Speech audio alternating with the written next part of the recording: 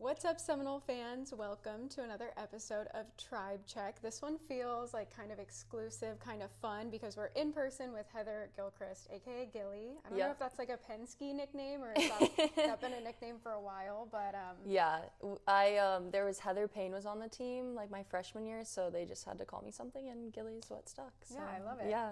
I know he has his kind of nicknames, Yes. animals, all kinds of crazy stuff. So we'll talk all about him, but thank you so much for joining me today. Thank you so much for having me. Of course. I want to take you way back to start to the Florida game because I don't know what got into you to start off the season, 2 goals, and that's just kind of been the theme, right? So kind of what has gotten into you this season? I don't know. I used to be a striker back in club, so maybe a little bit of that was coming back, but one of my goals this year was definitely to be more of a threat in the box and an aerial presence on our set pieces. So I think just working on that a lot in the off season just kind of prepared me, and hopefully I can get some more goals in the NCAA tournament. Definitely. Yeah. Now, I guess we'll go right into the NCAA tournament because I know that's coming up on Friday. Yep. Talking about kind of these last couple weeks, I know kind of the silver lining of not playing in the ACC tournament championship is you guys have had that time to prepare and rest and get ready for the real tournament. You know, I know the ACC tournament is important and everything, but this is what it comes down to. I know this is the goal every year. Can you just talk about what you guys have been up to these last couple weeks? Yeah, for sure. Obviously, like you said, we'd love to win another ACC championship, but I think finding those positives where we can, and we had a few knocks in the last game, so I think just really taking those days to make sure everyone's getting back to 100% health, and just gave us a few extra days to add in some lifts and some extra recovery and some things to just make sure we're flying on Friday. So I think everyone feels really fresh now, which is good. And what's the mindset for you and kind of the senior class? I mean, this is the last run at it. You guys have all the tools. You're ready to go. What are you guys kind of feeling right now?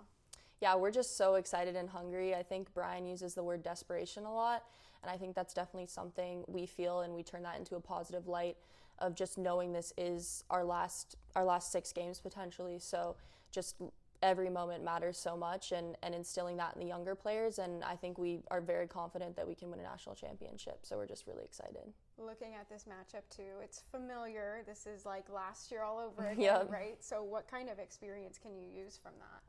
Definitely. You know, Samford's a good team. They've won a lot of games this year. They're always competitive and physical, so I think it's really just taking it one game at a time and saying how can we play our best in this game and not looking too far ahead. And I think having played them last year will give us a bit of film to look at, which I think can be helpful as well. Is there kind of one key, maybe you and some of the other girls that played them last year? Because I know there's a decent amount of freshmen and new girls this year, but there's a good amount of you guys that have played Samford before. Is there maybe one key that you guys have kind of emphasized to the younger girls? Yeah, I think in attack, I think our ball movement's really important.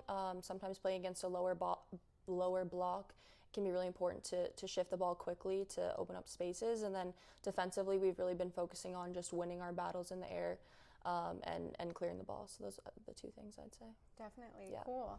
Anything you guys do maybe before an NCAA tournament? Because I know, I mean, you've been on this team for a few years now, and this is the normal. This is the standard for FSU to make it this far. Is there maybe like a team bonding thing that you guys do ahead of this tournament? Not necessarily. I would say we just try to keep it as consistent as possible. It is the standard, like you said, and I think just keeping it as consistent as our other games as possible. We always do the war chant before the game, and just feeling really together. And so I think just trying to keep it like another game and taking it one game at a time is what's important. And I want to talk about you and your relationship, maybe with Sophia Wynn, because you guys both came in 2022 with Brian Penske, and you guys have been on this team the longest, right? So is there a special bond between you two?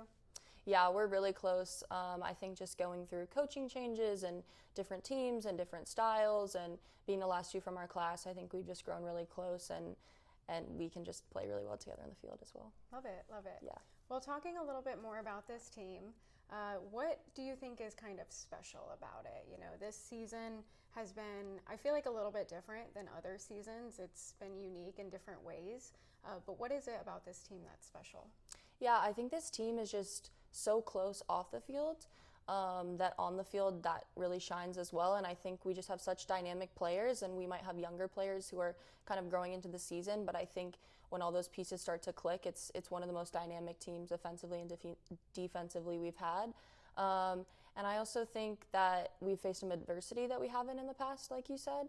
And so I think facing that adversity has really prepared us for these games coming up, and now we know kind of how to move in those situations better. Well, I know you got to go to practice soon, but before we do that, I want to talk a little bit about you and your soccer journey. Just coming to Florida State, I know maybe it wasn't where you initially planned to go, and then Coach Penske was here, and just kind of talk to me about that decision to come to Florida State. Yeah, originally freshman year I committed to University of Oregon right before the rule change, and those head coaches ended up leaving, so I ended up decommitting. And then I talked to Mark and Mike a lot, and obviously it's just a legendary program, something I wanted to be a part of, and getting the opportunity to come here, I just couldn't pass it up.